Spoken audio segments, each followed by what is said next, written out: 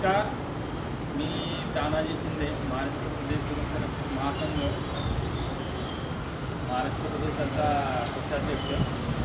काल 25 जून या दिवशी मंत्रालयामध्ये कामगार मंत्री खोतकर साहेबांच्यासोबत भारतीय मजूर संघाने ठेवलेल्या बैठकीमध्ये सुरक्षकांचे विविध प्रश्न मांडण्यात आले. त्याच्यामध्ये प्रामुख्याने किमान वेतनाचा विषय मांडण्यात आला आणि किमान वेतनासाठी सुरक्षा रक्षक आणि वीज मंडळासाठी ते वेगळे श्रेणी तयार करण्यासाठी कामगार मंत्र्यांना सांगण्यात आले. कामगार मंत्र्यांनी ते मान्य केले. त्याच्यावरती जे काही कायदेशीर करता येईल ते करून तुम्हाला लवकरच कळवतो. संबंधित विभागाशी चर्चा करून सगळं काही तुम्हाला भारतीय मंत्र्यांना कळवण्यात त्याने आश्वासन दिलेलं आहे.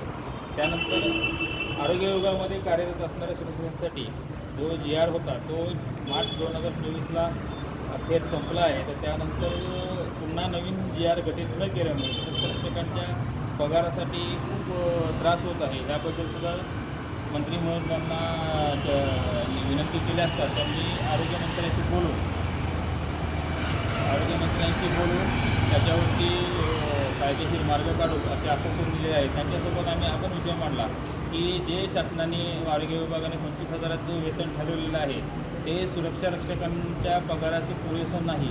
त्यामुळे ह्याच्यावरतीही आरोग्य मंत्रालयाची चर्चा करावी अशी विनंती कामगार मंत्र्यांनी केलेली आहे. त्यांनी ती मान्य केलेली आहे.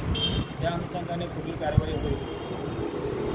याशिवाय सुरक्षा रक्षकांच्या विविध मागण्यांवरती सकारात्मक चर्चा आरोग्यमंत्र्यांची कामगार मंत्र्यांची झालेली आहे आणि त्यांनी सकारात्मक प्रतिसाद दिलेला आहे. आपले सुरक्षा रक्षक नगरचे सुरक्षा रक्षक कृष्णासाठी त्यांच्याशी ड्युटीवर असताना मारहाणचा प्रकार घडला. याबद्दलही या गोष्टीकडे कामगार मंत्र्यांचं लक्ष वेधून घेतलं आणि त्यांना विनंती केलेली आहे की सुरक्षा रक्षकांना कामगार कायद्यांचे संरक्षण द्यावे अशी विनंती केलेली आहे. त्यांनी ह्या गोष्टीवरती सकारात्मक प्रतिसाद दिलेला आहे. ते म्हटलेलं आहे की लवकरच या गोष्टीवरती चर्चा करून तुम्हाला कळवले जाईल. सर्व गोष्टींचे निवेदन मंत्री महोदयांना दिलेले आहेत. त्यासोबत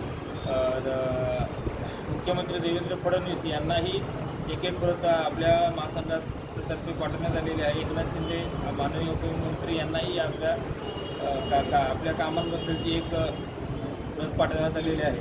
धन्यवाद.